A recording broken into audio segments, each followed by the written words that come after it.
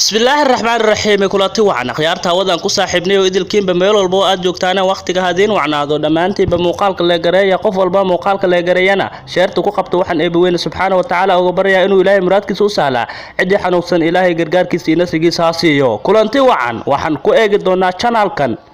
taariikhdiisa iyo sidii markii hore ahaan jiray maxaa soo kordhay saaka 2019 ilaa 2020 ilaa 2020 maxaa soo kordhay barnaamijka ayaad ku maqal doontaa channelkan oo ah channel aad u xiiseeya dhanka iyo mujaajilada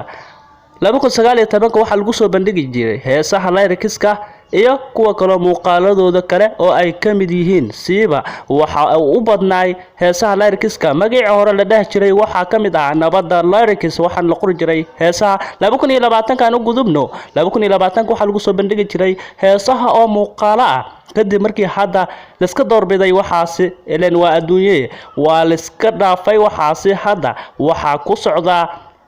dhinaca iyo mujaajilada 2020 ilaa cabaar waxa socday heesaha 2020 waxa la sheegay in la soo galiyo jiilka cusub loo bixiyo oo magacii hore laga bedelo hadda waxa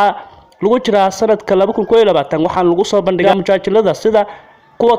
ka qosliya iyo basadiir ninka yiraahin magaciisa Kinja Buzi ayaa lagu soo bandhigaa iyadoo dad badan ay ka qaabayaan halkaasi dhinaca ayo aan u gudubno ruuxa iskala channelkan iyo cidii sameysay iyo qofka milku u leh channelkan waxa iskale Maxamed Ote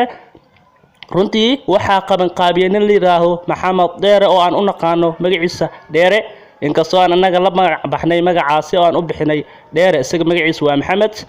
runtii ninkaas ayaa gacan ka geystay inuu sameeyo Gmail-kiisa hadda ninkaas oo saaxiib qaali uga ah oo aan aad iskugu dhownahay ayaa ay suurtagal weysay inaan muuqaal ka soo diyaariyo muuqaal kalena waan soo wadnaa waan isagaaga hadla doonay cid muuqaalada sameeyso dhinaca kale aan aadno runtii horta ninka la yiraahdo Kinja Buzi ayaan muuqaaladiisa soo qaataa waxaana ku bedelaa in aan Soomaaliga saaro maadaama ay dadka Soomaaliga ayaga ay yaqaanin oo isaga Kenyaati ku hadlayo runtii waa aad buu kaaga qoslinayaa ninkaasi waxaan ku doortay qosolka kaliya waad ku maasantiin daawashadiina muuqaalkan iyo kiisa xiga nabadgelyo